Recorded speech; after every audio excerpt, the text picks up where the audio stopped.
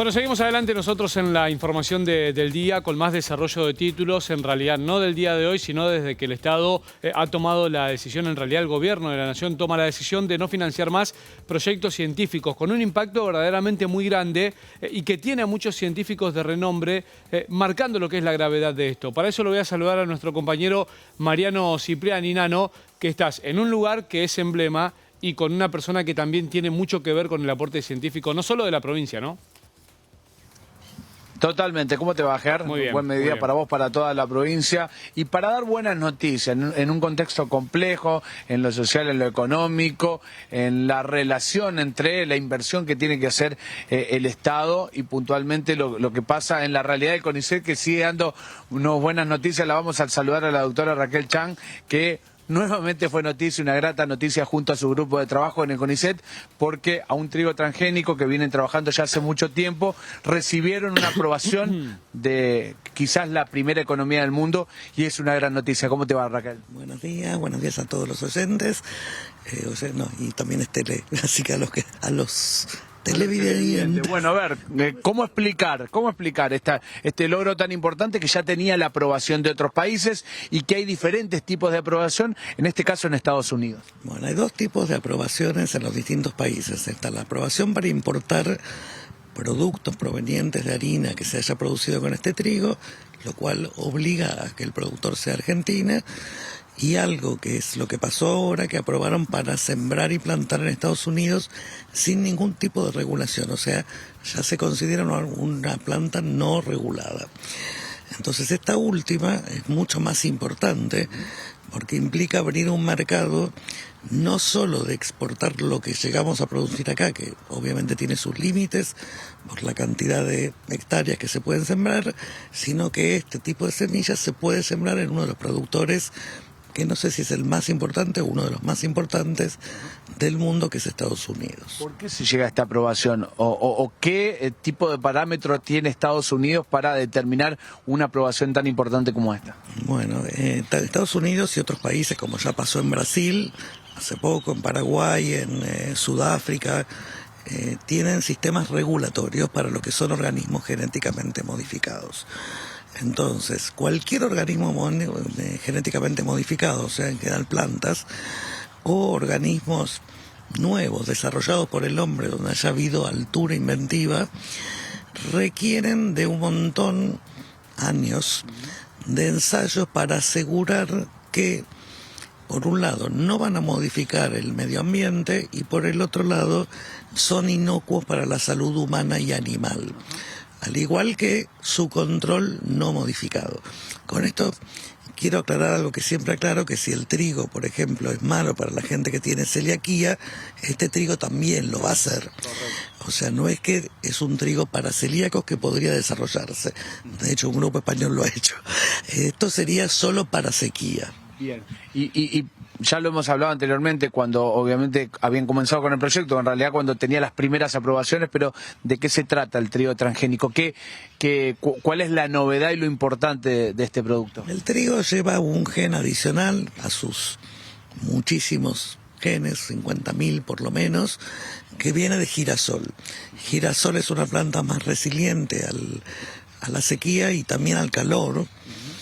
O sea, las temperaturas y el cambio climático está generando muchísimos eventos y muy frecuentes, tanto de inundaciones o al revés, de falta de agua, de privación de agua, y combinados con altas temperaturas. Entonces, el gen de girasol hace que este trigo tolere mejor esas condiciones climáticas adversas y pueda producir un poco mejor o tener menos penalidad, digamos, porque penalidad hay cuando no hay agua. Entonces, sí, perdón. No, es que todos los seres vivos necesitamos agua para vivir, y el trigo no es no es una excepción a eso, al igual que todas las plantas. El tema es cuánto tiempo se aguanta sin agua, ¿sí? Entonces el trigo con el gen de girasol aguanta mucho más tiempo sin agua, sin perder productividad, que lo que hace el trigo convencional. Raquel, te cambio de tema y te pongo más en contexto de lo que decía en el arranque del comienzo de la nota, una situación compleja en la relación desde lo que ya venía hablando antes de ser presidente justamente Milei y todas las decisiones que se fueron tomando. Ahora una nueva noticia que no financiará proyectos posterior al 2022. ¿Cómo toman esa situación? ¿Qué hay que saber sobre el trasfondo de todo lo que se anunció? Bueno, me encanta el adjetivo complejo. En realidad complejo estamos usando, complicado y complejo lo estamos usando para decir... Para lo mismo y que no es lo mismo. Para decir malo. Claro, o sea, estamos en una situación muy mala.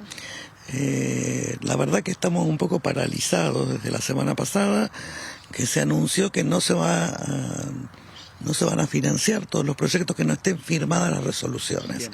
Eso implica que los que concursamos en 2022, porque los proyectos llevan un largo camino de evaluación por pares, comisiones ad hoc y directorio, o sea, eso lleva más o menos 1 año y 3-4 meses. Por ejemplo, yo, al igual que un montón de colegas, no quiero ser autorreferencial, lo mismo nos presentamos al PICT 2022. ¿Cuándo fue la presentación? En marzo de 2022. Los resultados deberían haberse publicado marzo de 2023 terminó. Bien. Se llamó en diciembre de 2022, la convocatoria cerró en marzo de 2023. Los resultados deberíamos haberlo sabido diciembre de 2023.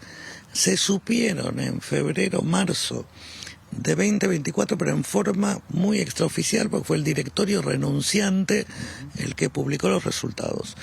De esos resultados yo sé que fui bien evaluado, o sea, mi proyecto fue bien evaluado. Estábamos esperando firmar el contrato y que nos desembolsen el dinero. Entonces, se venía demorando una semana, no, la semana que viene van a salir, la semana que viene van a salir, hasta que la semana pasada dijeron, no van a salir y no nos vamos a pagar. Lo otro que se suma a eso y que también nos golpea muy fuerte es que los anteriores, o sea, proyectos presentados en 2020 o en 2021, se estaban actualizando las cuotas al mejor pago de proyecto. ¿Por qué? Porque vivimos en un país de mucha inflación. Entonces, algo que yo concurso y pido 600.000 pesos en 2020, que puede ser para 3 años una hermosa suma, hoy a mí no me alcanza para comprar 2 reactivos en el laboratorio. Entonces eso también dijeron que tampoco lo van a pagar y que se va a pagar a precio histórico. El pagar a precio histórico los proyectos de 2020 y de 2021 implica lo mismo que no darnos nada, porque todos sabemos que hubo 300% de inflación interanual solo este año. El financiamiento también forma parte, claro, forma parte de lo malo. Ayer en nuestro canal también un colega tuyo decía, incluso no... Creo que estamos peor que en la época, por ejemplo, del menemismo y de cuando algún ministro nos mandaba a hacer otro tipo de actividad, tenía declaraciones no gratas. Creemos estar en peor momento que ese. Es difícil comparar malo y más malo y re malo. Si yo tengo que hacer memoria de cuáles fueron los momentos más críticos, el menemismo obviamente ni existía en estos proyectos que financiaban, vivíamos de los pocos que éramos, porque la verdad que la ciencia era así de chiquita. Estaba la Fundación Antorchas y recién en la década de 1996, 97... tal vez 98, fue el primer llamado a proyectos. Y CONICET daba algunos también, pero de sumas bastante menores. Después de eso, lo peor que me acuerdo es del 2002, o sea, después de la crisis de diciembre del 2001, ahí no pagaban nada, nada. Pero eso se recompuso. 1 año y pico después empezamos a recibir los fondos. 1 año la pasamos muy mal, hubo muy pocas becas. Ahora me cuesta, tal vez mi colega quiso decir, no lo conozco, no sé quién es el que habló, sí lo conozco, pero que no tenemos perspectivas. Tenemos una sociedad alimentada en las redes por odio hacia lo público. Tenemos, estamos viendo muy mal el escenario. O sea, de estar en la época de la pandemia, que el CONICET y todos los investigadores éramos realmente apoyados y respetados por las cosas que se habían hecho en el país. Determinante. a pasar a un momento en el cual parece ser mala palabra decir que uno es investigador de CONICET. Entonces eso moralmente es malo, eso hace que haya mucha gente que esté migrando. Recién me preguntaban en otro medio si yo tengo conocimiento, sí, lamentablemente tengo conocimiento y de cerca, en nuestro instituto hay un grupo entero que ya emigró a España. Y tenemos una dificultad enorme para reclutar jóvenes. Muchos chicos de los que sí hacen tesina, porque es obligatorio para la carrera, deciden hacer su doctorado directamente en Estados Unidos o en otros países del exterior, donde hay multiplicidad de becas, porque ven como un panorama oscuro y desprestigiado acá.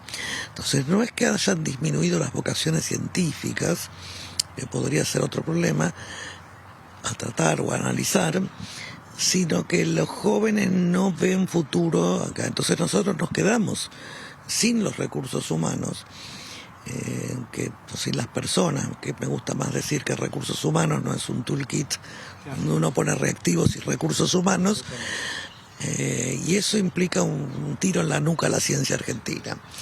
Y particularmente en mi caso, pero yo creo que hay muchos casos así, nada de lo que se hizo y nada de lo que le ha permitido a la empresa Bioceres cotizar en Nueva York, tener acciones, etcétera, se hubiese hecho sin la ciencia básica previa que se ha hecho para entender qué es un factor de transcripción, para entender por qué girasol es más resiliente que trigo.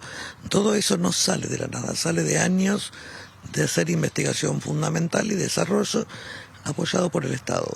Raquel, gracias por tu tiempo y tu testimonio valioso como siempre. Un gusto y que tengan buena jornada todos. Bueno, hasta aquí Raquel Chang. No hace falta ni detallar la experiencia, la trayectoria y la importancia de tener la voz de ella a la hora de contar una muy buena noticia, Ger, pero también contar cuál es la realidad y que esas buenas noticias no pueden llegar si realmente no se recompone y no tenemos un Estado que apoye como corresponde a la ciencia y la tecnología en nuestro país. El caso de Raquel Cham y esta noticia particularmente es un claro ejemplo de cómo la ciencia argentina está tan bien vista alrededor del mundo y actualmente, por las últimas decisiones que se han tomado, tan menospreciada en nuestro país, con todo lo que significa dejar algunos años un proyecto inconcluso, porque un proyecto en realidad tiene muchísimos años en la espalda y con cosas que por ahí Raquel no ha dicho en esta nota, pero de científicos, por ejemplo, que en Santa Fe, de su bolsillo, bancan sus propias investigaciones y que tampoco tienen el perfil de salir a contarlo, porque claramente tienen otro perfil de profesionales, básicamente. Sí, por supuesto. Y dar un corte así tan repentino y tan frío a ponerle una fecha de tal proyecto de acá para adelante se financia, tal no, cómo lo financian a tal proyecto con la inflación, en la escala de la inflación y la pérdida de poder adquisitivo que tenemos en nuestro país, realmente suena absurdo. Así que bueno, el llamado siempre a que el Estado, como corresponde, apoye la ciencia, la investigación de nuestro país, que es muy reconocida en el mundo. Y claro ejemplo tenemos de ello con Raquel Chang. Gracias, Nano, y a Raquel, obviamente. Hasta pronto, Ger. Bueno, Mariano Cipriani desde la ciudad de Santa Fe, desde el propio CONICET, con los días tan duros y difíciles que está atravesando la ciencia en nuestro país.